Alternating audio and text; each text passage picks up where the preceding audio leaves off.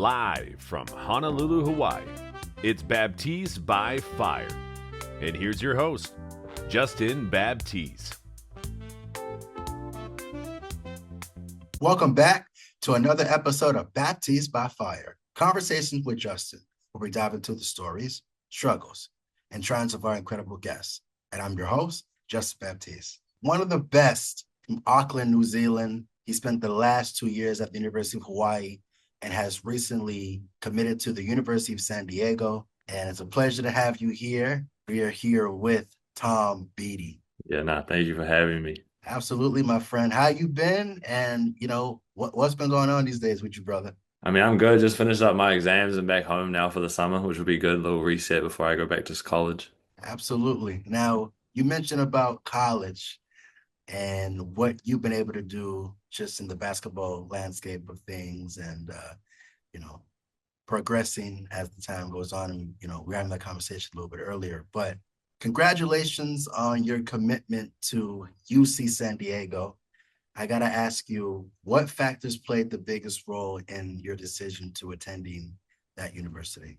Just like the way that UC San Diego play kind of always excited me. I've played them 4 times now, and I guess just the way they played and the way they conduct themselves, especially from the jump they made from my freshman to sophomore year, like especially defensively, like it was huge. And like knowing Aniwaniwa too, and just seeing like the way he progressed from Hilo until being player of the year in the Big West, like that's obviously a dude that I'm familiar with back from back home, and it's just cool to see and cool, and it's a cool place too, with a lot of not necessarily history of the basketball scene, but just history as a school as a whole, and with strides to make it big in the D1 space. Yeah, absolutely. Now, Aniwa is one of my dear friends. I know you just mentioned about Aniwa and what he was able to do at UC San Diego, coming from a D2 program at first. I'm quite curious, did his experience influence your reasonings of wanting to go to UC San Diego, and how does your background shape your connection to the school? I mean, being a fellow New Zealander. Yeah. Well, like just seeing Aniwa obviously didn't influence me too much, but it was always like in the back of my head, like if Aniwa can do this, then like I'm sure that I can too, because we come from similar pathways, like from New Zealand, playing in like the New Zealand National League, and then going to college, both going to Hawaii colleges, and then transferring to UCSD. So I feel like our careers are kind of aligned pretty similar. So hopefully I can do what he did. So that's the plan. Now, obviously, there is a difference. Wellington, New Zealand to Auckland, New Zealand. What's the differences? What's the similarities? I mean, the difference is I reckon Auckland's probably the better basketball city.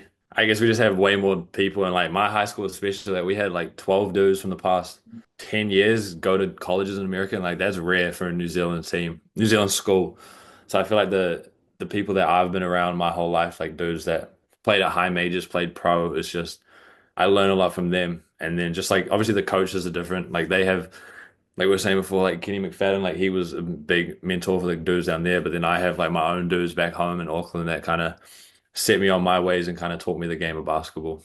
Now, you're talking about the ways that you were taught up in basketball. Kind of share what was it like growing up in Auckland, New Zealand, because you mentioned that it was more of a basketball city. Yeah, well, actually, for me originally, I was more of a rugby player.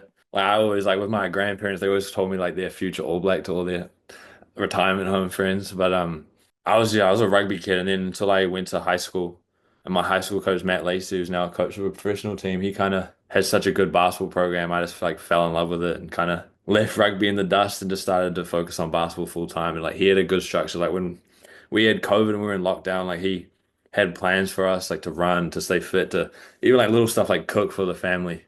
Little things like that just kind of like set us up to be like good people, but also like good basketball players as well. Yeah, and not to also forget, you also play volleyball as well too. Yeah, I play a little bit of everything. I like rugby, volleyball, cricket. Like I've done everything in New Zealand. Ross Meany definitely has a big influence on you, you would say, right? Yeah, no, for sure. It was the best decision I ever made for going to a high school.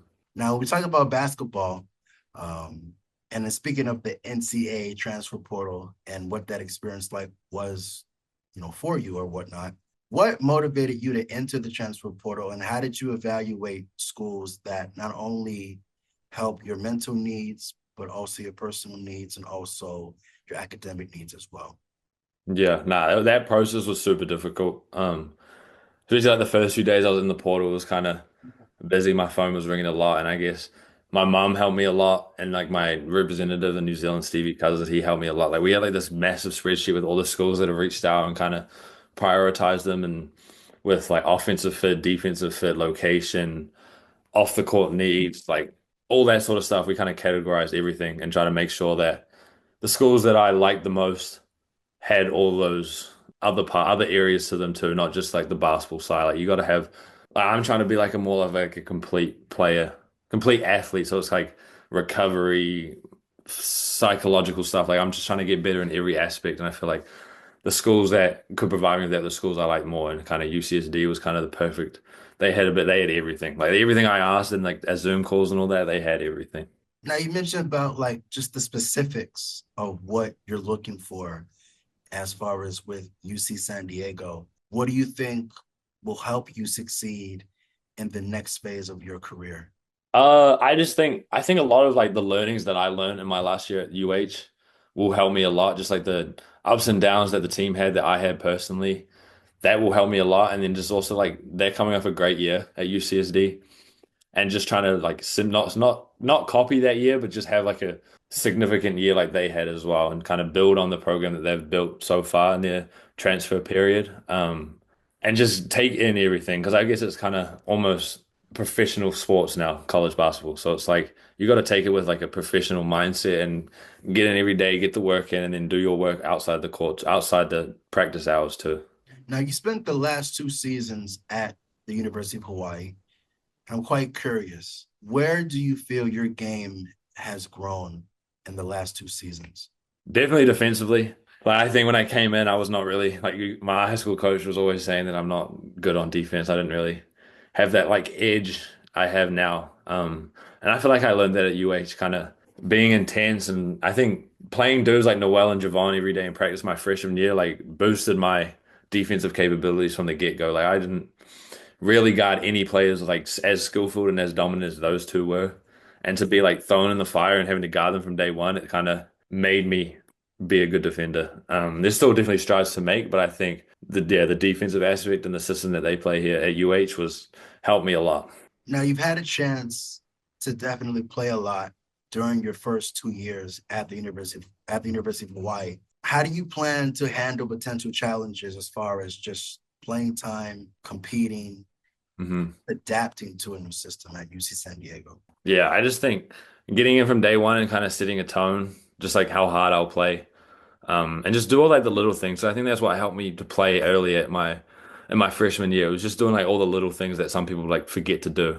Because like I'm not obviously not the best shooter in the world, not the best basketball player in the world, but I can do a lot of the little things that some people just forget. And obviously it's gonna be hard as a new system and learning, but I've done it many times before, and I feel like it's just another challenge to test myself and how well that I can prepare and learn a system.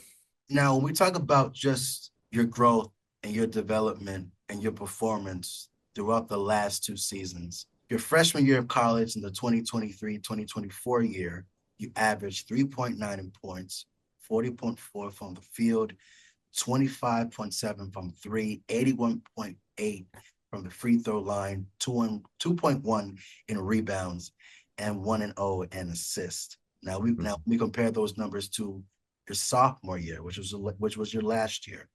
In the 2024-2025 season, you averaged 7.4 in points, 44.3 from the field, 25% from three, 71.9 from the free throw line, 2.5 in rebounds, and 1.6 in assists. Talk about those numbers. What stands out to you as far as just the key improvements that you focused on? I mean, yeah, I feel like numbers only reflect like one part of the game too. Like I feel like obviously I didn't shoot the ball as well as I know I can and as well as I should have, but there were still jumps that I did make. I think I can definitely improve my assist to turnover ratio. I feel like that was a big thing in my game last year that I just turned the ball over a bit too much and it kind of limited our offense a little bit. But that's something like I go into the off season with like a direct plan with Connor, who was a GA at UH, and then like these UCSD coaches to try to already be working on things that I'll see in the season and kind of things I need to work on, especially if I can make a bigger jump on my three-pointers in the next season. I feel like that opens up a lot of my offensive game as well as that adding on to my defensive game. And earlier we were talking about just Ross Mini College and how that was a big impact for you as you got into this place that you're at right now. Prior to coming to the University of Hawaii, you averaged 27.4 points per game, and you led your team to the prep championship. Knowing that you could average those numbers, and I know that your average was, growing as the time went on at the University of Hawaii. How do you plan to regain that level of consistency? I feel like it's just like the work I put in because I still believe I'm one of the hardest workers out. And I feel like that just work will just continue to fall, and I feel like my time will come. And I just feel it's like coming with confidence. I feel like the more confident I get as in my work and the way I play, it will just the numbers will reflect that. And it's like I'm just also just trying to be a winner too. Like I don't really if I'm averaging a certain amount, like it doesn't really matter if we're on a losing team. So it's more about putting that work in and making sure I'm in the right shape of mind by the time the season starts, and then hopefully get some wins on top of that. So since you decided to commit to UC San Diego, I definitely got to ask you, what is that return to Hawaii going to feel like? And what do you feel is going to be in the atmosphere and in the moment of those times? I mean, I've definitely been like dreaming of it, just like what it will feel like. And I feel like it'll be definitely like emotional because I did spend 2 years and like a lot of growing up in Hawaii, just the 2 years that I had there. And I think it'll just be a lot of fun. Just seeing like the old aunties and uncles in the stands and supporting us, and then all the coaching staff that obviously I was under for 2 years. And then like all my boys that are still on the team, like AJ, Harry, and Aaron, just like seeing them and competing against them again, like I did every day in practice, like it'll be true. I think it'll be really special, and like a lot of the boys that graduated, like Akira, Marcus too, they will be all tuned in. I think it'll be pretty cool. You spent the last 2 seasons at the University of Hawaii. What are you going to remember the most about your time in Hawaii? Probably just like the community, like the aunties and uncles that kind of supported us, kind of created such like a homely environment. Like it was just special, like coming after the game, no matter if we won or lost, like just seeing the aunties giving us the food. It was like, wow, like it means so much more to them than just basketball. Like they trying to support us as just people. And I think that's kind of something that when I'm older and I'm finished, I'm retired, like that's how I want to give back to people. It's just no matter how whatever you're going through, like I just want to give back and make sure that you're good. Like I got a lot of texts from aunties when I entered the portal, and they just hoping for the best and excited to see me twice a year. So I think that's the biggest thing. That's the most special part that I remember forever. Now, earlier we were talking about growing up in Auckland, New Zealand, and what the basketball culture was like there for you. But how did it shape your game?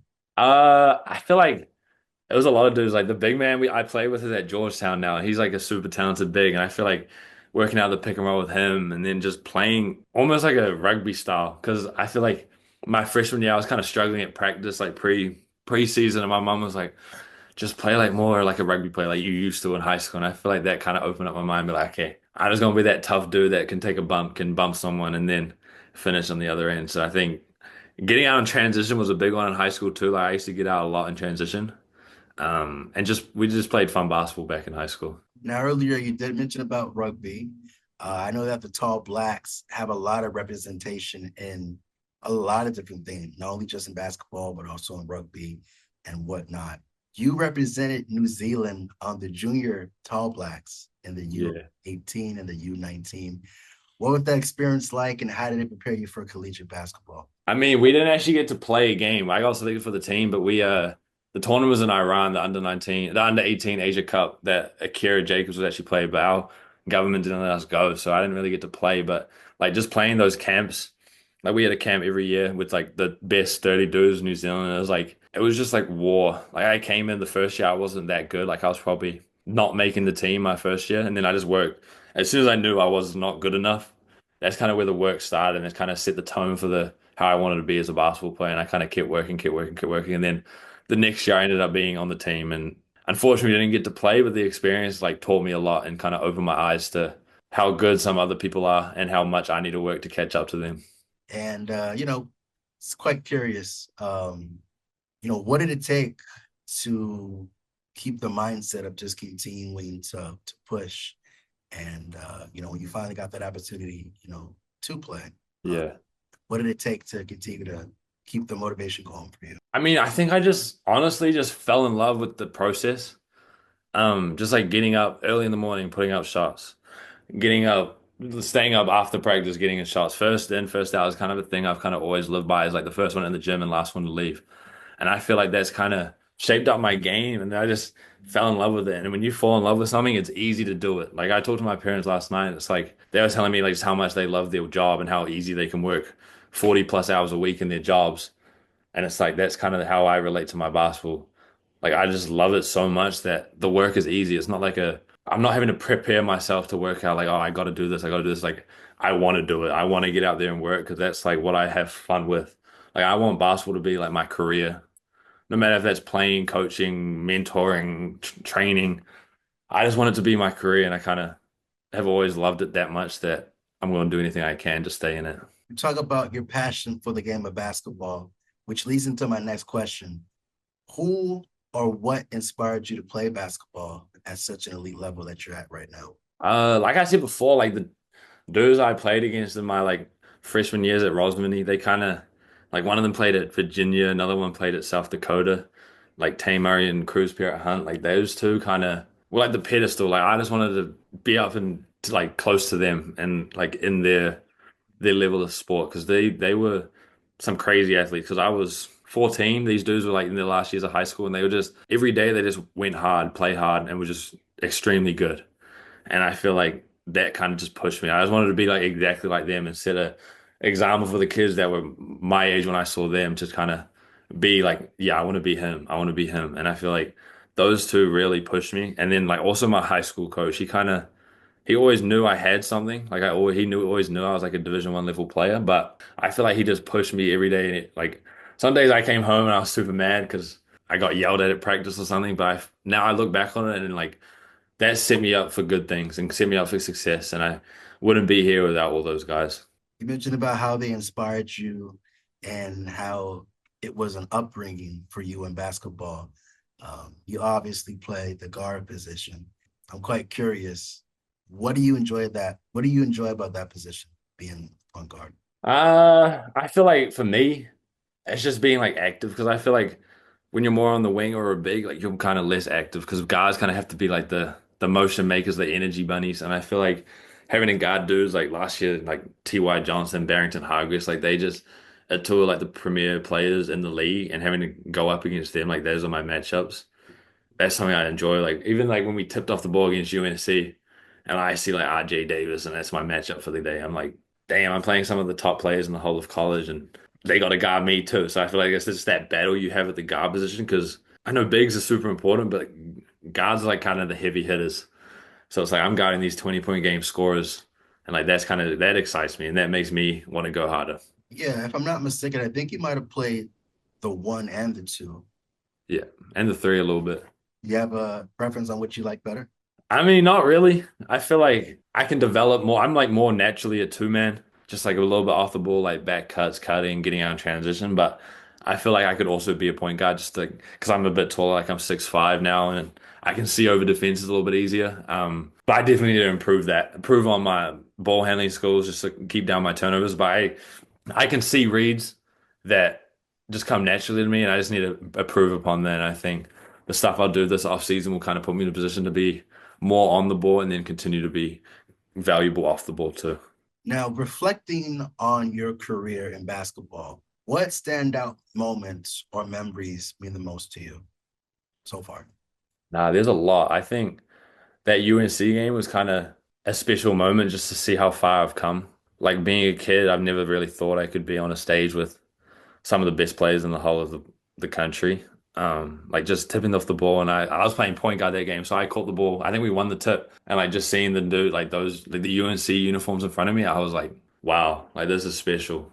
And then like also losing, like I lost the obviously you were talking about the high school final. We lost that by a big margin, and I feel like that just it wasn't really a special moment, but it taught me a lot and kind of was like a motivator. It's always been a motivator because you never want to be like embarrassed on a final stage like that. So I think I learned the most from one of those experiences. But yeah, I feel like I love every moment I'm in. I take it, don't even take anything for granted, and just super grateful for where I've come. You mentioned about just how far you've come in your career.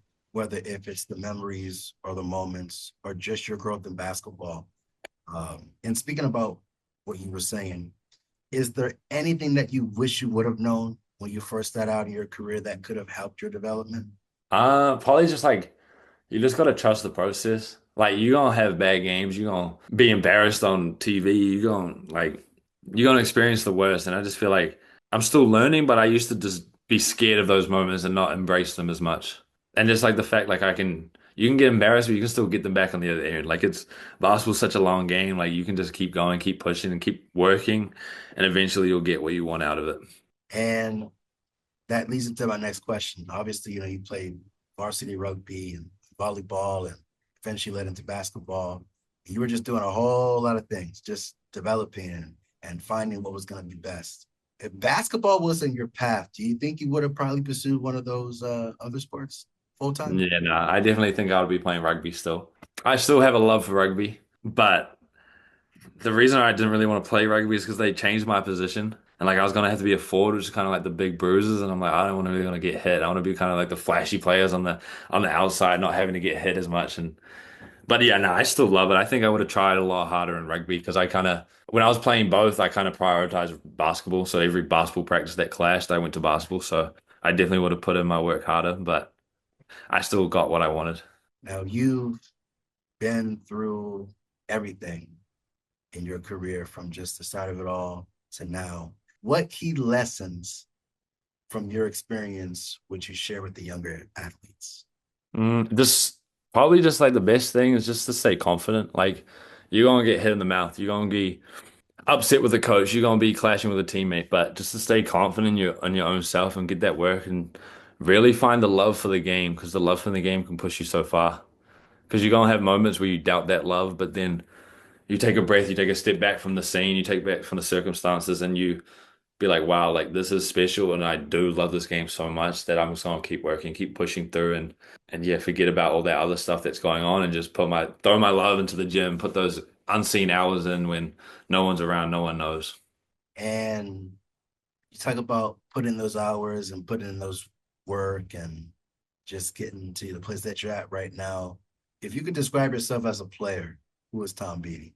I would say like an aggressor. Like I kind of get downhill, aggressive, defense, aggressive, just kind of just an active player that just loves the game, really just wants to get out there and have fun and compete because I never like to lose. Like I used to be that kid that used to cry after every loss and just like he hated losing. And I feel like that's just someone I want to be when hopefully a professional in the future. We talk about your future. What are the long-term aspirations, both in basketball and after your playing career? Yeah, no, I definitely want to play professionally for as long as I can. Like I'm trying to and I was saying yesterday to someone when I was working out, I was like, I don't want to work an office job ever in my life. I just want to play basketball for as long as I can, whether that's in America, in Europe, or back home in New Zealand, Australia.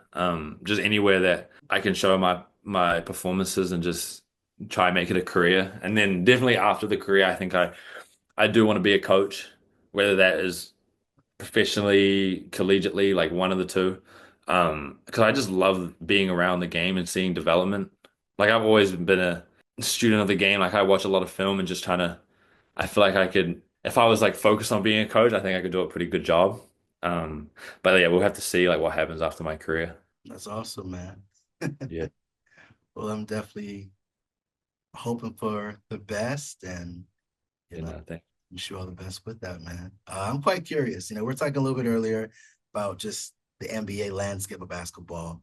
Um, I know you mentioned Steven Adams being from New Zealand, and he, is having an impact on just the New Zealand community and basketball. What does he mean to you as far as just being an icon and, a bigger role model? I mean, it definitely just shows that it's possible. Like we're a country of 5 million people, and just seeing a dude of that caliber play as well as he does on the biggest stage in sports, I think, is the NBA. And to see the impact he has on winning and the impact that he has on his team and the culture of his team is just like it's special and shows like all the kids in New Zealand like it's actually possible. Like if you go out and get your goals and hit your dreams, anything's possible. Like he wouldn't. I saw an interview of him yesterday, and he said like he didn't think NBA was even close to a possibility, and now he's entering his like 12th year or something. So like it's crazy and it's cool to see just even like the development in Australia with all the dudes that are making the NBA from Australia. It just shows that our part of the world is developing, and I think following people like even like Aniwaniwa, like people like that, who's the first ever player of the year in a Division One college, and it's just people like that make it known that we can do it if we just put our noses down and get to work. And as far as just getting you to the place that you're at right now and for the future and for your career, who are you mostly thankful for? My parents, I feel like they sacrificed a lot of time, like me being the youngest kid, like they had a lot of other siblings of mine to deal with, but they still got me to every practice on time. They still pushed me. They still funded for my whole career pretty much and sacrificed a lot of their job, like their work and stuff to make sure that I was good and helped me a lot through this transfer process too. So I'm truly thankful for them. And then just all the coaches that I've had, everyone kind of led me to where I'm at, and just thankful for everyone. Well, you're definitely one of the best in the business yourself, man. Doing it big from Auckland, New Zealand. Definitely proud of you and your success. And I'm definitely wishing you the best. I'm glad we had this time to have a conversation. Yes, sir. Thank you. And that concludes another conversation with Justin. You can reach Justin Baptiz on any of his social media handles listed here. So until we meet again, remember, it's Baptiz by Fire.